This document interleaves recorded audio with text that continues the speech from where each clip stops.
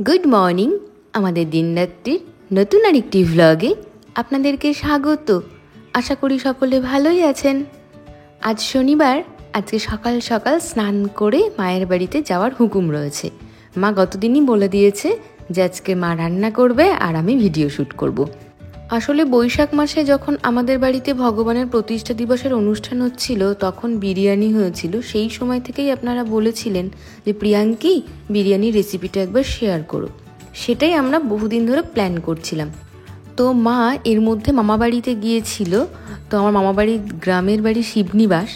আমাদের প্রচুর জমি জায়গা এবং ফলের বাগান রয়েছে, তো সেখান থেকে নিয়ে এসেছেন এঁচোড়। তো এঁচোড় দিয়ে বিরিয়ানি তো খুব বেশি ভালো লাগে খেতে, আর বৈশাখ মাসে ওই সময় এঁচোড় দিয়েই হয়। পনির যাবে, এঁচোড় যাবে আর সয়াবিন, এই সমস্ত দিয়ে রান্না হবে। কি করে মা এত সুন্দর বিরিয়ানি বানায় সেই রেসিপি আজকে আপনাদের সাথে শেয়ার করব। পৌঁছে গেছি মায়ের বাড়িতে, আর দেখলেন রকি কি সুন্দর করে আমাকে ওয়েলকাম করলো। আর এদিকে ফাটুন কুমারও এসেছে, তাই ওদেরকে একটু বিস্কুট খাইয়ে নিচ্ছি। আর আমি আর মা অপেক্ষা করছি ঘোষ কাকুর জন্য। দুধ আসলে তারপরে আমাদের রান্না বান্না শুরু হবে। কেনা এঁচোড় দিয়ে আমরা বানাতেই পারতাম, কিন্তু মামা বাড়ির গাছের এঁচোড় ভীষণ ভালো হয়। কত নিল দুধ? 2 কিলো এক্সট্রা। আজ পনির হবে তো ওই জন্য। পনির তো ঘরে ভালো পনির আছে, দিয়ে যাচ্ছে তাহলে। না না, তুমি দুধ দাও, ছানা লাগবে। পনির ছানা পনিরের জন্য না ছানা। পনির কালকে পনির, এখন রেগুলার পনির আছে বুঝলি।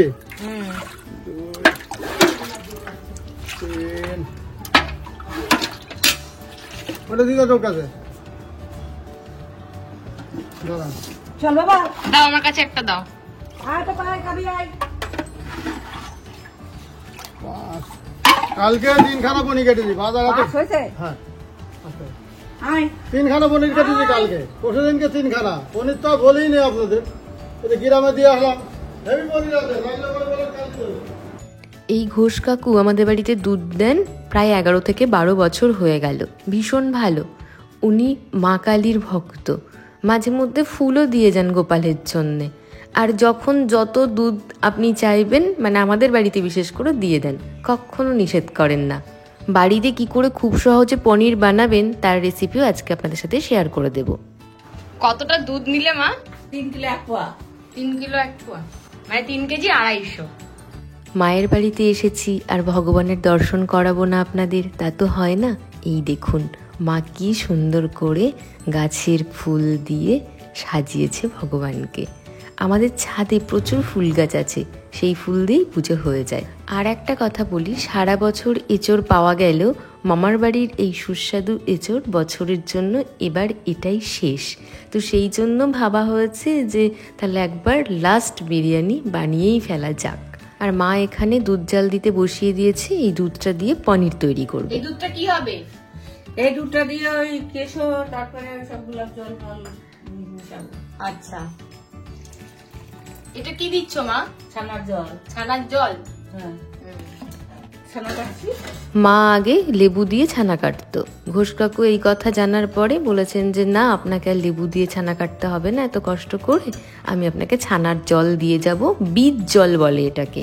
তো সেটাই মা ফ্রিজে রেখে দেয় বোতল ভরে, তো সেটা দিয়েই পনির কাটে বা ছানা তৈরি করে, সব কিছু করে। আর এই দেখুন ছানা রেডি।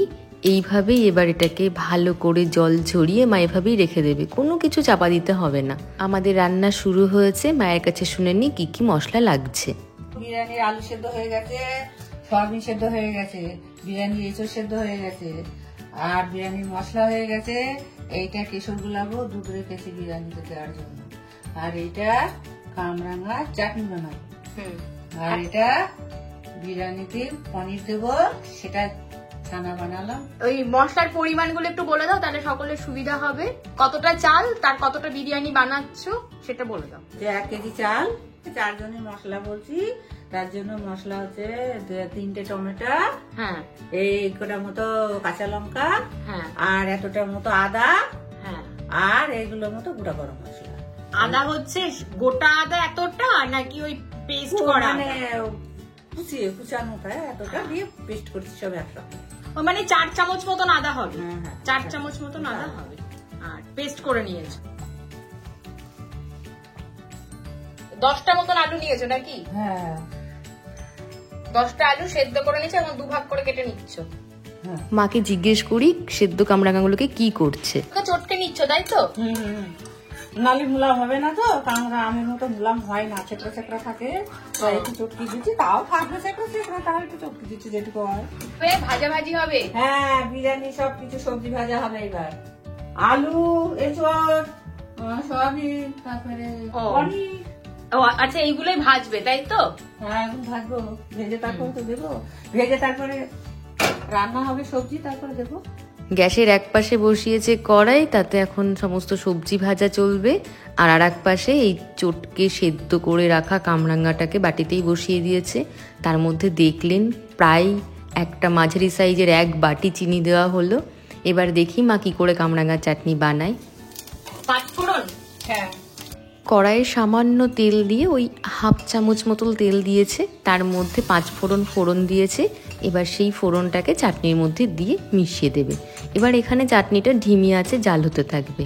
এইভাবেই কিন্তু আপনারা খুব সহজে কামরাঙার চাটনিও বাড়িতে বানিয়ে নিতে পারেন। দেখতে ভীষণ সুন্দর না হলেও খেতে কিন্তু বেশ ভালো হয়। আর আমি চাটনি খুব একটা পছন্দ করি না, তার একমাত্র কারণ হলো এত চিনি ব্যবহার করা হয় চাটনিতে, সেই জন্য। যাই হোক, মায়ের পনির কিন্তু এদিকে রেডি। হেভি পনির হবে, পনির নরম। দুধটা ভালো। আসলে ঘোষ কাকু যে দুধ আমাদেরকে দেন এত ভালো কোয়ালিটি যে আপনার ছানা, তারপরে দই, আপনি যাই করুন না কেন ওই দুধে ভীষণ ভালো হয়। মানে ওই জল মেশানো দুধ বা অন্য কিছু মেশানো দুধ নয়। উনি ছানার দোকানে অর্থাৎ মিষ্টির দোকানেই তো মেইনলি দুধ সাপ্লাই করেন, সেই জন্য ওরকম কিছু উনি মেশান না। আর ওনাদের বাড়িতেও পনিরের বিজনেস রয়েছে, আপনারা তো প্রথমেই কথার প্রসঙ্গে সেটা বুঝতেই পেরেছেন। আর এখানে মা আলুগুলো প্রথমে ভেজে নিচ্ছে, অনেকটা তেল দিয়েছে কড়াইয়ে, ছাকা তেলে সব ভেজে নেবে।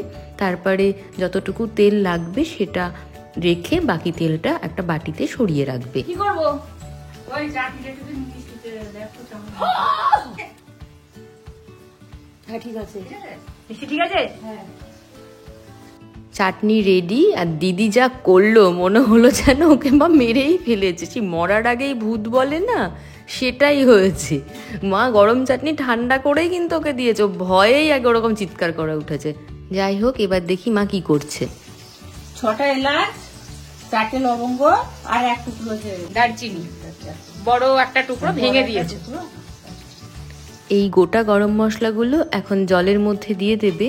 আসলে এই জলটা বসিয়েছে মা ভাত রান্না করার জন্যে। তারপরে যখন চাল দিয়ে দেবে, তার ফুটে উঠলে পারে একটু লবণও দিয়ে দেবে ভাতে। এটা হতে থাকুক, আমি ওই বড় গামলাটা নিয়ে আসি। বড় গামলায় কি হবে? ওই ভাত ঢালবো, ভাত ঠান্ডা করার জন্য, বিরিয়ানি ভাত। ওরে বাবা, বিরাট বড় গামলা তো। হ্যাঁ আলুগুলোকে যেহেতু ফুল সেদ্ধ করে নেওয়া হয়েছিল, সেই জন্য আলু ভাজার সময় গ্যাসের ফ্লেম সব সময় হাইতেই ছিল। হাই ফ্লেমে কড়া করে, মানে পুরো লাল লাল করে আলুগুলোকে ভেজে নিয়েছে। আর মা কিন্তু এই আলু ভাজার সময় কোনো ফুড কালার বা কোনো হলুদ কিচ্ছু ব্যবহার করে না। আলু ভাজা এমনি ন্যাচারালি এইরকম সুন্দর রং হয়েছে। কিন্তু আলু ভাজতেই কিন্তু মেন সময়টা লাগে। তবে আজকে মা কিন্তু একটা চ্যালেঞ্জ নিয়েছে যে 1 ঘন্টার মধ্যে পুরো বিরিয়ানি রেডি করবে। আর এখানে বসিয়ে দিয়েছে পনিরগুলো প্রায় হয়ে গেছে। আপনারা বলতে পারেন প্রিয়াঙ্কি এ তো ছানা। হ্যাঁ ছানাই, কোনো প্রসেসিং, কোনো অন্য কোনো কেমিক্যাল কিচ্ছু না, কিন্তু খুব সুন্দর। এই দেখুন, একটা পনিরও কিন্তু ভাঙবে না, পুরো এরকমই থাকবে, মানে অপূর্ব। আর এত সফট, এত সুন্দর, এত নরম থাকে, খেতে দারুণ লাগে। আর এখন ভাজছে এঁচড়গুলোকেও পুরো সেদ্ধ করে রাখা ছিল, মানে কোনো অল্প সেদ্ধ বা কিছু নয়, একটু শক্ত বা কিছু নয়, একদম নরম তুলে। সেই জন্য এঁচড়গুলোকেও পুরো হাই ফ্লেমে কড়া করে ভেজে নেবে এখন। আর এঁচড় ভাজার সাথে সাথে মায়ের ওদিকে জল ফুটে উঠেছে। এবার মা চালগুলোকে জলের মধ্যে দিয়ে দেবে।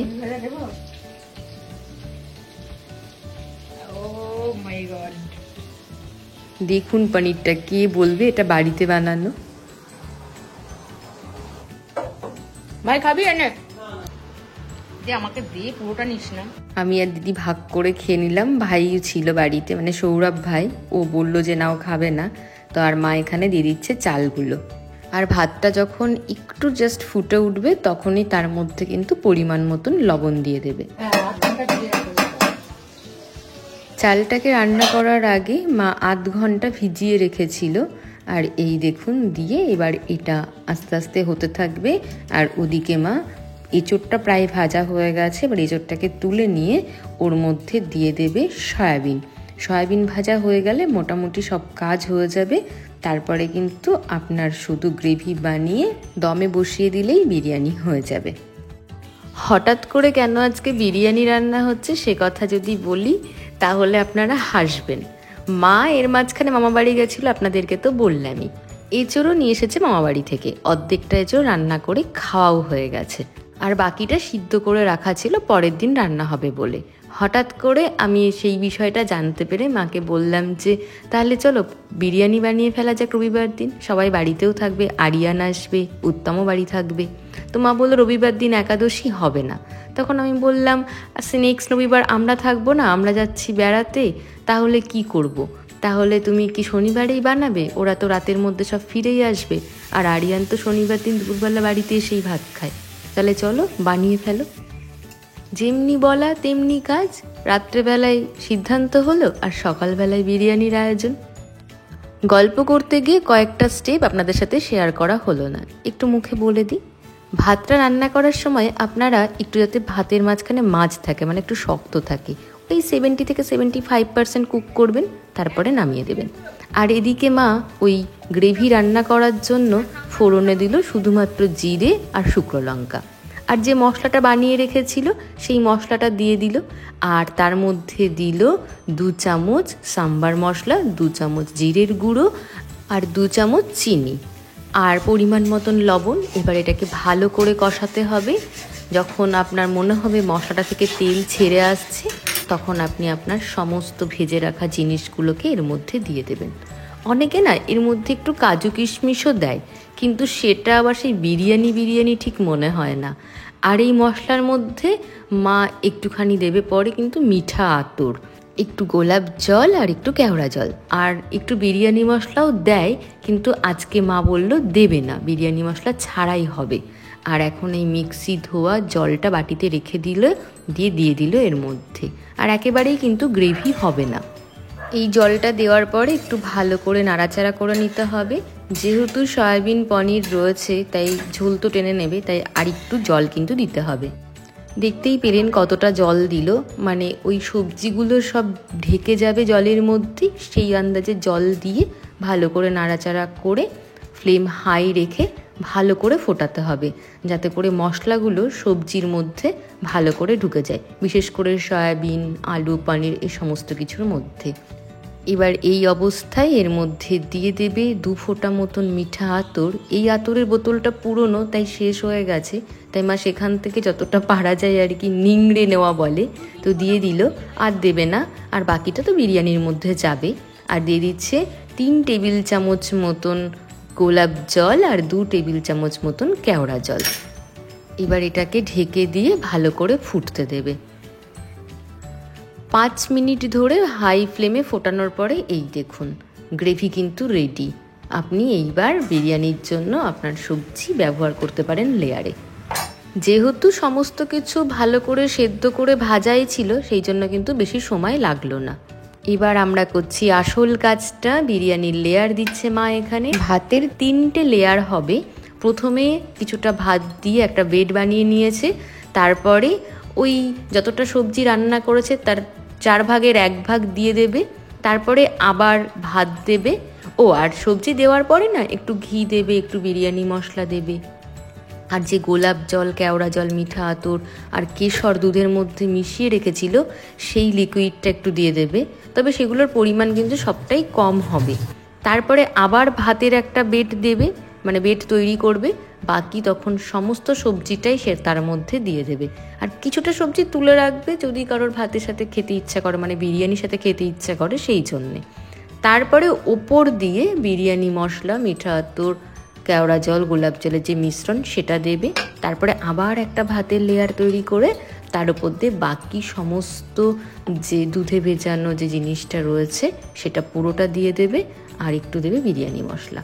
তাহলে কিন্তু আপনার লেয়ারিং হয়ে গেল। কেশর দুধ বানানোর জন্য ছোট এক বাটি দুধ, তার মধ্যে 1 চিমটি কেশর, 4 চামচ গোলাপ জল আর 3 চামচ কেওড়া জল আর 3 ফোঁটা মিঠা আতর নিয়েছে মা রান্না করতে ঢুকেছিল তখন বাজে দুপুর 1টা। যেহেতু আরিয়ান আর উত্তম রাতে ফিরবে, মানে আরিয়ান দুপুরে একটু লেট করে ফিরবে আর উত্তমের ফিরতে রাত হবে, বাবাও বাড়িতে নেই, বাবাও ফিরবে রাত্রেবেলা, সেই জন্য মা একটু দেরি করেই রান্না করতে এসেছিল। তো এখন বাজে 2:10, তো মায়ের কিন্তু কমপ্লিট। আমরা একটা কি কোম্পানি বিরিয়ানি মশলা ব্যবহার করছি বা সানরাইজ না এভারেস্ট দেখাও। এভারেস্টের শাহী বিরিয়ানি মশলা। 1 কেজি চালের জন্য এইরকম 1 প্যাকেট বিরিয়ানি মশলা কিন্তু আপনার লাগবে। আর ঘি দেবেন বেশ অনেকটা, কোনো রকম কিপটেমি করলে চলবে না। দেখতেই পেলেন কতটা তেল ব্যবহার হলো রান্নায় আর কতটা ঘি দিচ্ছে মা প্রত্যেকটা লেয়ারে বিরিয়ানিতে। বিরিয়ানি রান্নাতে যে ঘি ব্যবহার করা হয়েছে সেই ঘিও কিন্তু আমার মা বাড়িতে বানিয়ে নিয়েছে। ক্রিম কিনে নিয়ে এসে মা বাড়িতে ঘি তৈরি করে।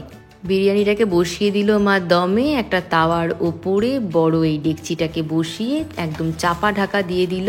খুব সুন্দর সেট হয়ে গেছে ঢাকনাটা, এখানে কোনো রকম কোনো গন্ধ এখান থেকে বেরোনোর উপায় নেই।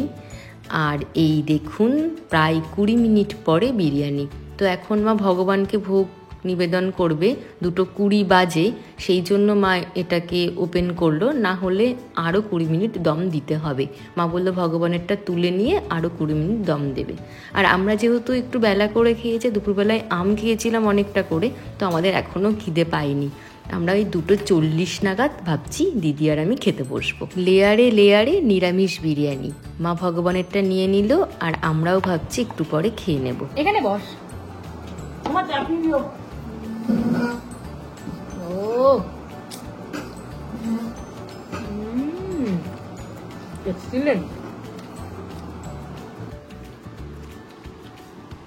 কেমন খেতে? খুব সুন্দর, মানে ননভেজ কে বলবে দূরে থাক। একদম। তাহলে সবাইকে তোমার মেসেজ কি, যে আপনারা সবাই বানিয়ে খান মায়ের এই রেসিপিটা? একদম একদম। আর মায়ের হাতে বিরিয়ানি মানে কোনো কথা হবে না। আমি দেখাই, এই দেখুন বলে গেছে দেখো, মানে এই অসময়ে মামা বাড়ি থেকে মা এঁচোড়টা এনেছে, এত ভালো লাগছে এঁচোড়টাকে। তার বিরিয়ানিতে না এঁচোড় দিলে বিরিয়ানির স্বাদই অন্যরকম হয়ে যায়। আর দেখলে এগুলোকে মনে সিরিয়াসলি মনে হচ্ছে মাটন। অসম্ভব সুন্দর হয়েছে বিরিয়ানি। মা মানে আজকে সেই জামাই ষষ্ঠীর বিরিয়ানিকেও হার মানিয়ে দিয়েছে। যাই হোক, আপনারা এইভাবে বানাবেন বাড়িতে, আর অবশ্যই জানাবেন কেমন হয়েছে আপনাদের বিরিয়ানি। দারুণ লাগে কিন্তু পেঁয়াজ রসুন ছাড়া এই নিরামিষ বিরিয়ানি। আজকের ব্লগটি যদি ভালো লেগে থাকে তাহলে প্লিজ একটা লাইক করে দেবেন। আজ আসি।